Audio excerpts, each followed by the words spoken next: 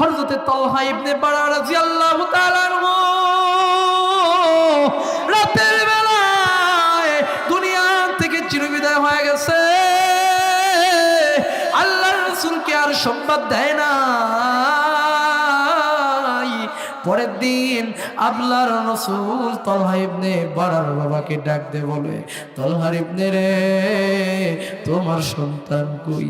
ডাক দিয়ে চোখের পানি ছেড়ে ডাক দিয়ে বলে, আল্লাহর রাসূল গো, আমার সন্তান মারা গেছে, আমার সন্তান আর দুনিয়াতে নাই। তুমি কেন আমাকে সংবাদ দাও নাই? কেন আমাকে সংবাদ দাও নাই? আমি তো তোমারে বলছিলাম আমার ছোট সাহাবী যখন মারা যাবে আমাকে সংবাদ দিবা, আমাকে খবর দিবা। আমি আমার সাহাবীর জানাজা আমি রাসূল নিজে করব।